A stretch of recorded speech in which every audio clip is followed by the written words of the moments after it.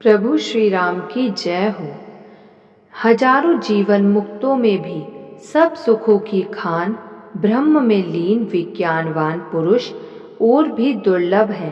धर्मात्मा, वैराग्यवान, ज्ञानी, जीवन मुक्त और ब्रह्मलीन, इन सब में भी हे देवादिदेव महादेव जी, वह प्राणी अत्यंत दुर्लभ है जो मद और माया से रहित होकर श्री राम जी की भक्ति के परायण हो। हे विश्वनाथ, ऐसी दुर्लभ हरि भक्ति को कोआ कैसे पा गया, मुझे समझाकर कहिए। हे नाथ, कहिए। श्री राम परायण, ज्ञान निरत, गुणधाम और धीर बुद्धि भुशुंडी जी ने कोए का शरीर किस कारण पाया? हे कृपालु, बताइए। उस कोए ने प्रभु का यह पवित्र और सुंदर चरित्र कहाँ पाया?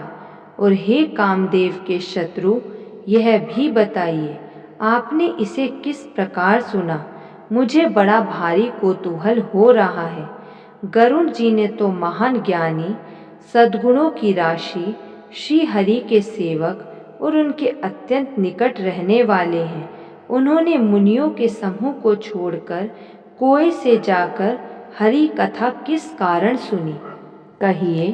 काकभुशुंडी जी और गरुड़ जी, इन दोनों हरि भक्तों की बातचीत किस प्रकार हुई?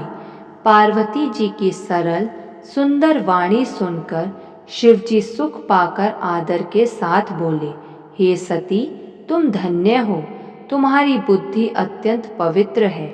श्री रघुनाथ जी के चरणों में तुम्हारा कम प्रेम नहीं है। अब वह प्रेम पवित्र इतिहास सुनो, जिसे सुनने से सारे लोक के भ्रम का नाश हो जाता है तथा श्री राम जी के चरणों में विश्वास उत्पन्न होता है और मनुष्य बिना ही परिश्रम संसार रूपी समुद्र से तर जाता है।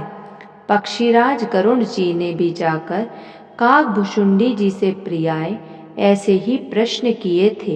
हे उमा, मैं वह सब आदर सहित कहूँगा, तुम मन लगाकर सुनो।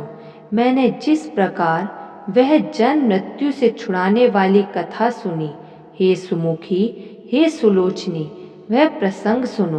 पहले तुम्हारा अवतार दक्ष के घर हुआ था, तब तुम्हारा नाम सती था। दक्ष के यज्ञ में तुम्हारा अपमान हुआ, तब तुमने अत्यंत क्रोध करके प्राण त्याग दिए थे और फिर मेरे सेवकों ने यज्ञ विध्वंस कर दिया था। यह सारा प्रसंग तुम जानती ही हो। तब मेरे मन में बड़ा सोच हुआ और हे प्रिय, मैं तुम्हारे वियोग से दुखी हो गया। मैं विरक्त भाव से सुंदर वन, पर्वत, नदी और तालाबों का दृश्य देखता फिरता था। सुमेरु पर्वत की उत्तर दिशा में और भी दूर एक बहुत ही सुंदर नील पर्वत है। उसके सुंदर स्वर्णमय शिखर हैं। 4 सुंदर शिखर मेरे मन को बहुत ही अच्छे लगे। उन शिखरों में एक एक पर बरगद, पीपल, पाकर और आम का एक एक विशाल वृक्ष है। पर्वत के ऊपर एक सुंदर तालाब शोभित है, जिसकी मड़ियों की सीढ़ियाँ देखकर मन मोहित हो जाता है। उसका जल शीतल, निर्मल और मीठा है। उसमें रंग बिरंगे बहुत से कमल खिले हुए हैं। हंसगण मधुर स्वर से बोल रहे हैं और भोरे सुंदर गुंजार कर रहे हैं। उस सुंदर पर्वत पर वही पक्षी बसता था। उसका नाश कल्प के अंत में भी नहीं होता। माया रचित अनेकों गुण दोष, मोह, काम आदि आविवेक जो सारे जगत में छा रहे हैं, उस पर्वत के पास भी कभी नहीं फटकते। वहां बसकर जिस प्रकार वह काकभुशुंडी हरि को भजता है, हे उमा, उसे प्रेम सहित सुनो। वह पीपल के वृक्ष के नीचे ध्यान धरता है, पाकर के नीचे जप यज्ञ करता है, आम की छाया में मानसिक पूजा करता है। श्री हरि के भजन को छोड़कर उसे दूसरा कोई काम नहीं है। बरगद के पेड़ के नीचे वह श्री हरि की कथाओं के प्रसंग कहता है।